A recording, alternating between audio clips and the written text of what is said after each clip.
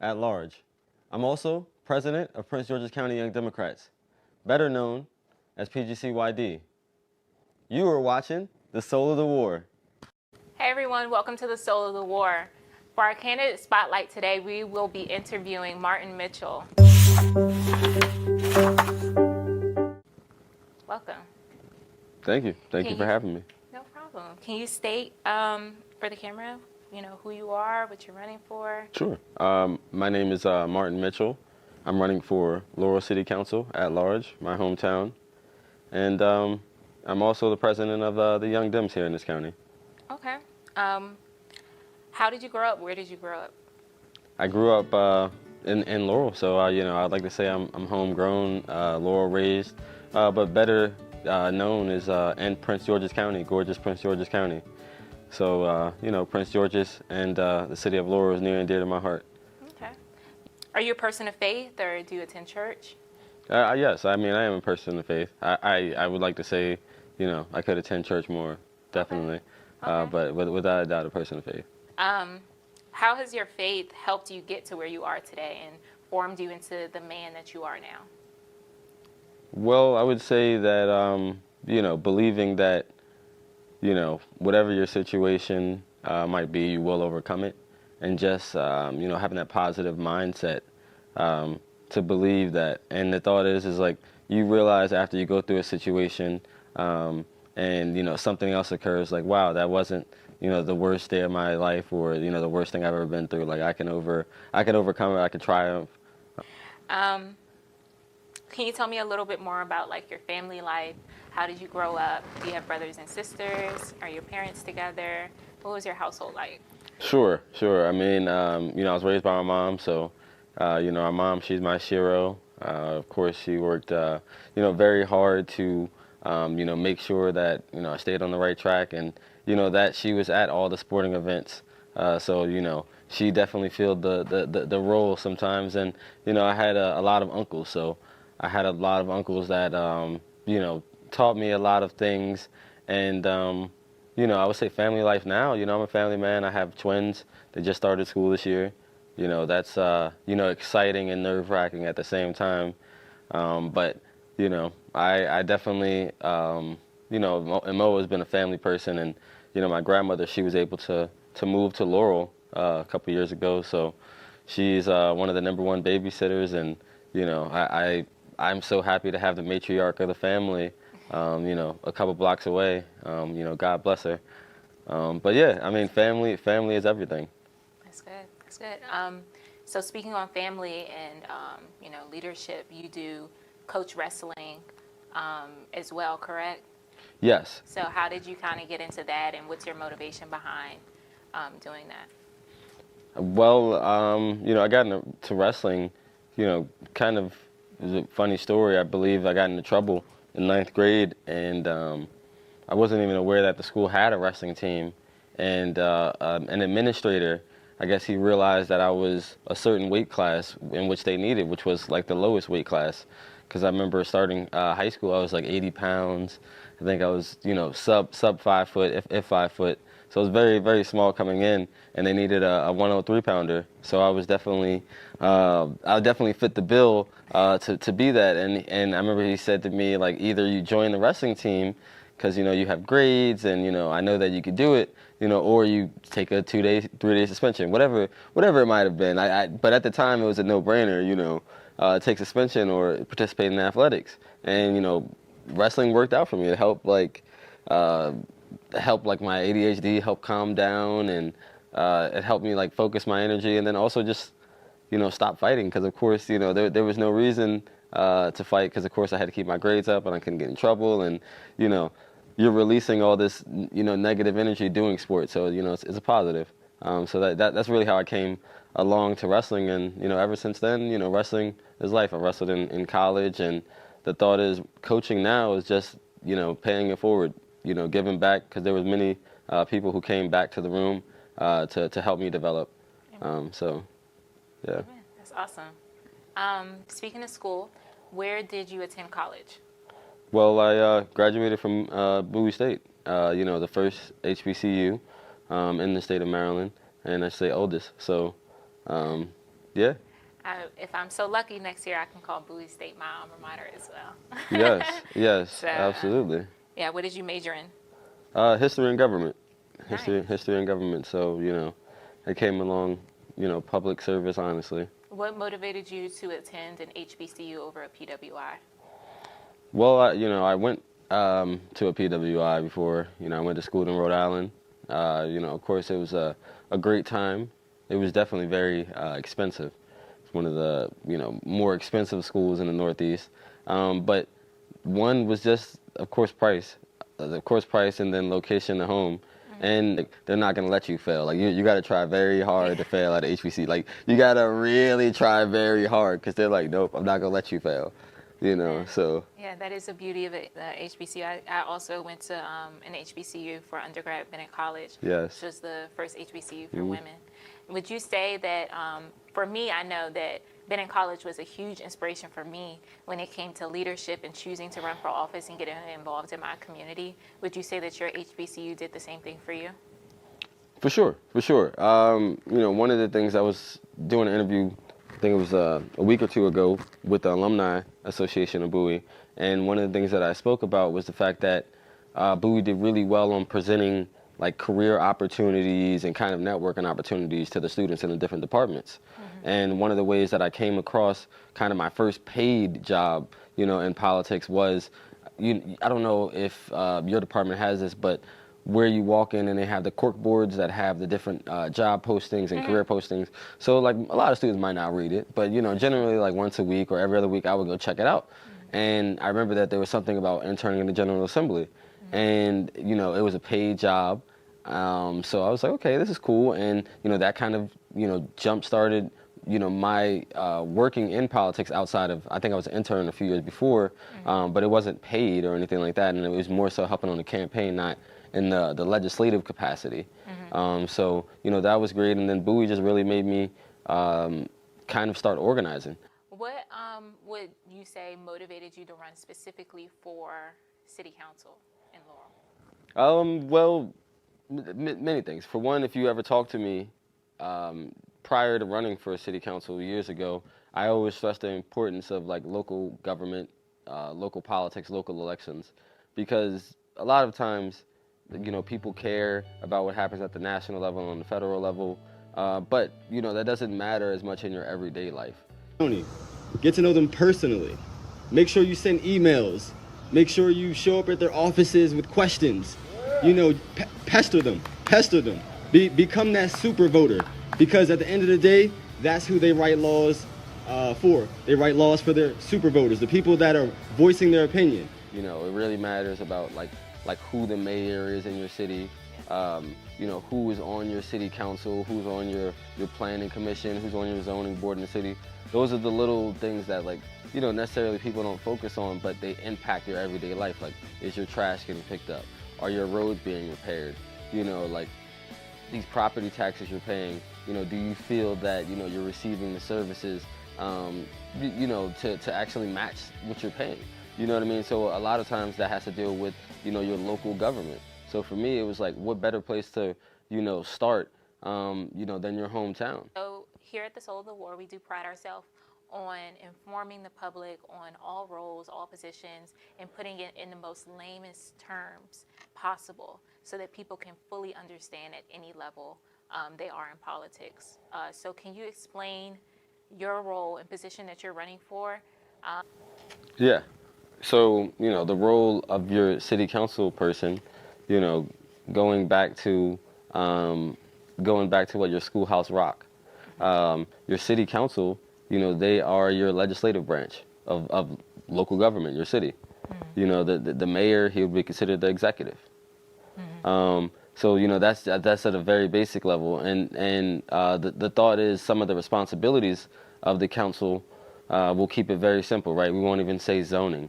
We'll say building, and building in the community. Like any type of building in the community, one thing that's very special about Laurel is we have our own rights to that, meaning that we don't have to go to another government, the county or the state, to develop. We can do that, at the city level, and that of course is very is very important because, of course, there's a lot of people who complain about overdevelopment, suburban sprawl, smart development. So, being able to have that power within your own city and not needing someone else to sign off is very crucial. What makes you different from the other candidates running in this race? Well, one, Like, what do you bring to the table that's unique about you? One, I mean, just starting off is being a proud Laurelite, right? So spent my years in Laurel, went to elementary, middle, and high school. So, I mean, we've had the same mayor for 20 years. Before that, he was on the city council. One of the unique things that, of course, just very unique things that I would bring is that I'm the Laurelian who actually graduated from the Laurel City Council, Laurel High School. None of the other candidates could say that they were graduates of Laurel High School or people on the council outside of the mayor. So, that's something unique. Everybody else, moved to the city or went to other schools. So the thought is, I'm, of course, from Laurel High School. Also, I'll be the youngest city council member. Nice. So, that, of course, is important to keep that diversity of age and diversity of thought. Because, for a long time, we've had a council who, were traditionally, they thought the same way. They weren't innovative. They weren't willing to work with all members of the community. They were just very, very resilient to change sometimes. So, me, I recognize that, Laurel's a burgeoning place. And, the thought is like, I will help move Laurel into the future and, work with the community and be grassroots. So the thought is like, I was a public servant long before I put my name on the ballot. And, I don't have to be elected to serve, and that's what I have been doing, Speaking of creativity, what would you do to, I guess, encourage people that are already on the city council? How will you encourage them to move in this direction of forward that you spoke of and like sparking that creativity in them as a team player on the council? Kind of just the thought of like, not like necessarily that, like, I remember somebody actually recently, like, what did a certain individual do wrong, right? And then, my immediate response was, what did they do right, right? So it would be basically just not settling for the same old ideas, not being scared to try new things, because the thought is like the demographics of Laurel have changed. Even since I've lived there, the census came out recently. It's a majority minority city. Of course, it was 10 years ago, but even more so now. So the thought is, we have to recognize that, and we have to, make sure to include everybody. Not only in just like how we are creative, but in actually what we do. I remember somebody asked me about the hiring practices of the city, and I mentioned that. Outside of the cronyism and nepotism, that definitely happens. I said we need to make sure to look at, the hiring through a racial equity lens. Not just hiring practices, but also the procurement process. Because the thought is there's a lot of small businesses, that don't receive a fair shot because, generally the procurement departments are dealing with the same vendors. Yeah. So, that is also, something that we could just think outside the box. Like, the thought is like, because it hasn't been done doesn't mean it shouldn't be done or, it shouldn't be tried. So. How will you encourage people within your community? I know specifically in Laurel, there's an issue with voter turnout. And I wouldn't even just say that it's specifically in Laurel. I think that throughout Prince George's County, we have an issue when it comes to voter information and people being informed. I know plenty of people that don't even know about the race that's going on right now, specifically your race. How will you, as a city council person, help? Like, how will you help people get informed on the roles that are on their ballot, when they can vote, how can they register to vote, et cetera? Well, I think, outside of continuing to do events, working with community organizations to do events, because not just doing solo campaign events is more impactful if you're working with organizations within your community to have these events, because obviously you can make a bigger impact, and you're more likely to get people involved if they're actually a part of the planning and organizing process. So, I think that's important, but also just being grassroots. So the thought is like, after, I'm elected, I won't just disappear. I will be accessible, right? And the thought is, it's like, I'm your everyday person, so I'm not like some high level person that you can't talk to, you can't reach, not accessible. That's who I am. And the thought is, it's like I've always tried to be, a truth teller, a truth seeker. Whether it was beneficial or it was going to, hurt me or not. The thought is like I will, try to continue to empower people to advocate. If you can pay for mailers during a campaign, you can pay for mailers when it comes to information for the public, right? So, Yes. Well, door knockers are cheaper than mailers anyway. Yeah. You got to pay the people to lit drop. That's going to be cheaper than sending mailers. And it's more personal, more personable. Yep, you're right. So, You're right. So do you plan on holding your position with the Prince George's County Young Democrats as the president if you are elected to the city council? well, I really don't know. I mean, the thought is like I gotta, of course, get through November, get through November 2nd, make sure that I am successfully elected, and all the hard work comes to fruition. I really don't know. I mean, the thought is I may be too busy. I may be too busy, but right now I don't know what the future holds. Like after November, to be honest. What would you say is the number one thing that you're proud of that you were able to get done during your time with Prince George's County Young Democrats as president? Well, there's a lot of things. I mean, we did 51 events in 2020. Wow, so like that's awesome. That it was almost like to the point where I didn't realize how many events it was, nor did we until we stopped and counted, because we were just kind of on a roll, like 2-3 events a week at times. And it was great because during this time, especially, this is the beginning of COVID, so we were able to stay connected with a lot of people who we weren't have seen or connected with because COVID was happening. Not only people in the political circle necessarily, but we were able to provide a platform so people outside of the normal political circle can be engaged and aware of certain things going on. As a community member that has attended your events, I definitely applaud you in the work that you've been doing when it comes to service within the community and helping out. So definitely that was awesome. And a member of PGCYD has alleged that you and specific members in your organization voted to endorse specific candidates because jobs were offered to you all if they won. Do you see this as leadership that you will continue with? I'm not even familiar. You said jobs were promised.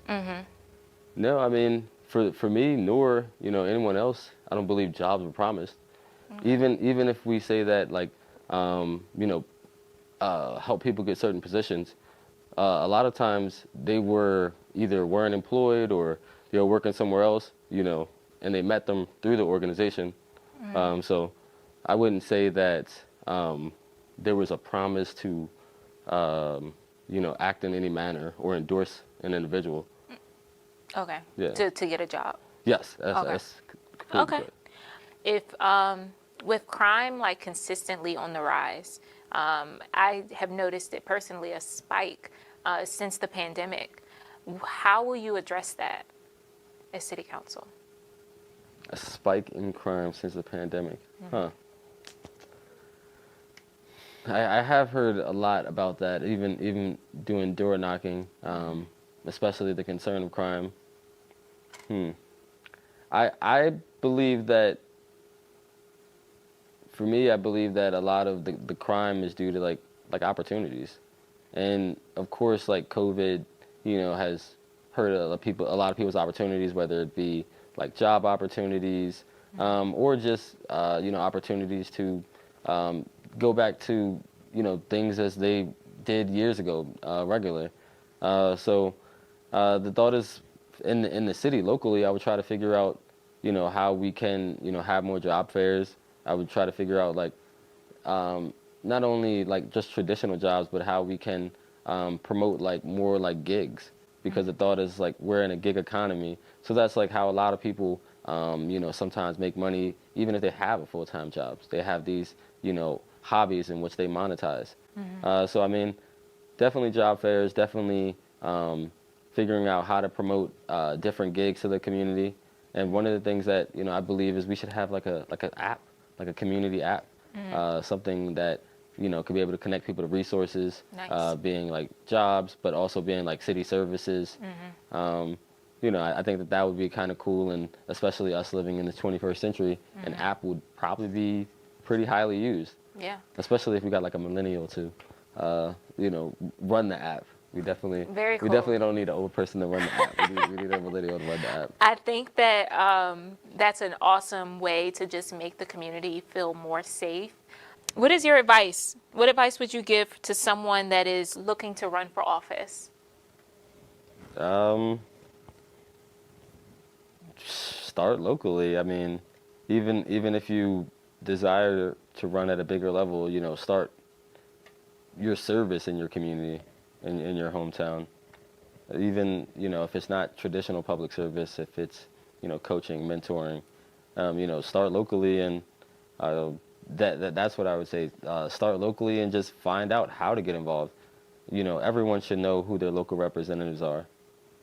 So if you don't know, go to mdelect.net and find out, because it's important, because they have scholarships for you guys. So if you're going to school, a lot of people don't know because they don't widely publicize these scholarships. They have scholarships for you guys, but they also decide on issues that affect you. And I'm really happy that a lot more young people are becoming like just conscious of what's going on, and hungry to actually learn more.